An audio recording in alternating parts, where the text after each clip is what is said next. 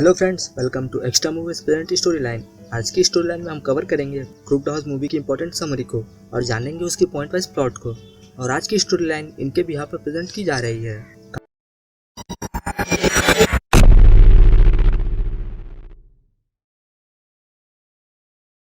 कहानी की शुरुआत होती है जिसमें एक लड़की एक आदमी को इंजेक्शन देते हुए दिखती है। उसके बाद कहानी में दिखाया जाता है एक प्राइवेट डिटेक्टिव चार्ल्स को, जिसके पास आती है सोफिया लियोनॉइड, वो भी अपने ग्रैंडफादर एस्टाइल लियोनॉइड के डेथ के सिलसिले में, क्योंकि उसे लगता है कि उनका मर्डर हुआ है।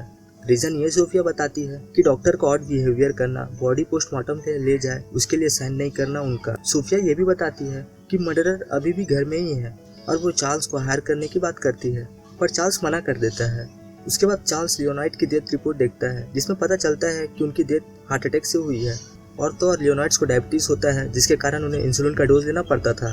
पर उस रिपोर्ट में चार्ल्स को डाउट होता है क्योंकि जो डोज उन्हें दी गई होती है वो है एसेरिन, जो इंसुलिन और आई ड्रॉप मिला के बनता है, जिसे अगर ब्लड स्ट्रीम में दिया जाए तो हार्ट अटैक नॉर्मली हो सकती है। नेक्स्ट डे चार्ल्स सोफिया के घर जाता है जहां उन्हें पहले मिलती है लियोनॉइड्स की पहली वाइफ की बहन आंट एडिथ, जो ग्राउंड में मोल्स को शूट कर रही होती है। और वहीं पता चलता है कि सोफिया चार्ल्स से पहले भी मिल चुकी है इजिप्ट में।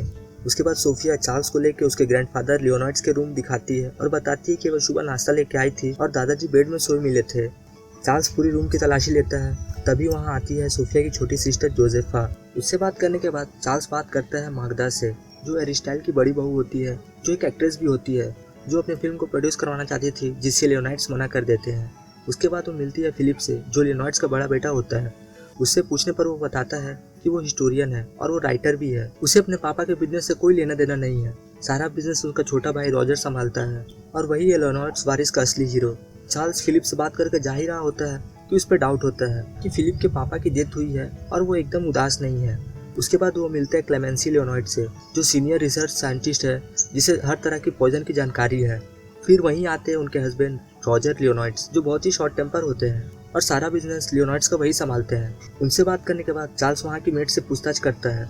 उसके बाद चार्ल्स मिलता है लियोनॉइड्स की वाइफ ब्रेंडा से, जो बताती है कि वो लियोनॉइड से पहले लास वेगास में मिली थी एक बार में और उसने ही उस रात को इंजेक्शन दिया था जिसमें इंसुलिन का डोज था, पर उसे पता नहीं था कि ऐसा हो जाएगा।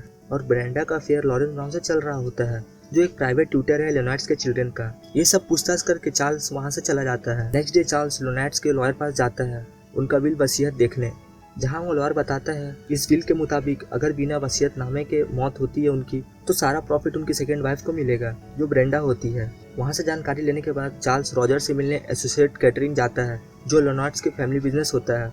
वहाँ वो रॉजर को फिर से इंट्रोगेट करता है कि उसने वो विल देखा है और उस विल को लेकर तुम में और स्टाइल के बीच में उस रात को बहस भी हुई थी जिस रात लियोनॉइड्स की मौत हो गई थी, पर रॉजर मना कर देता है। उसके बाद चार्ल्स रॉजर की वाइफ से इंक्वायरी करने आता है लियोनॉइड्स के घर, जहाँ क्लेमेंसी बताती है कि वो लोग मूव ऑन कर रहे हैं ये सब जगह छोड़कर।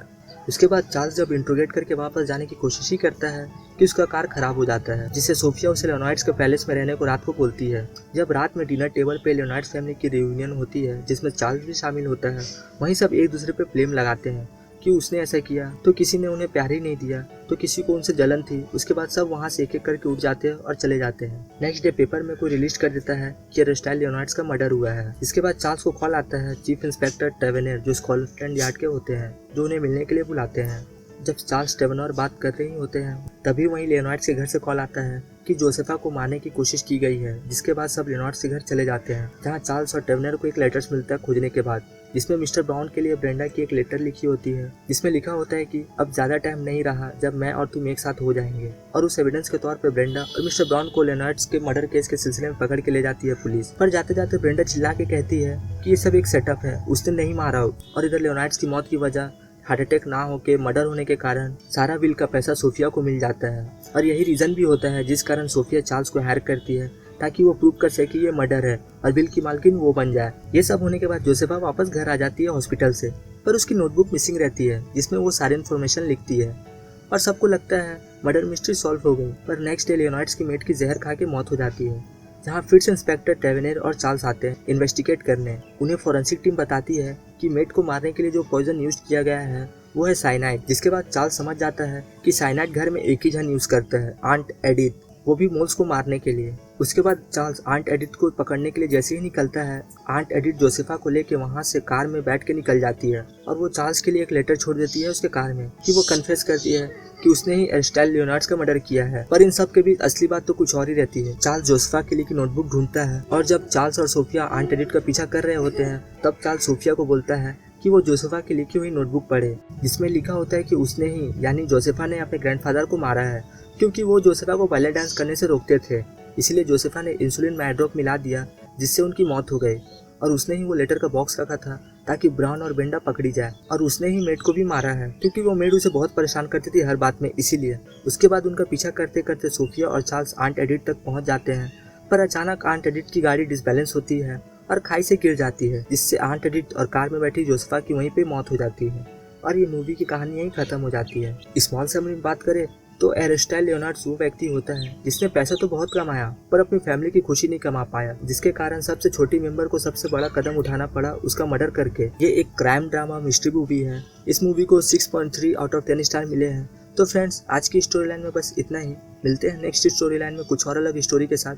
तब तक स्टे सेफ, स्टे होम, ऐसे ही हमारे चैनल के साथ बने रहे और देखते रहे extra movies that. Be happy, see you friends.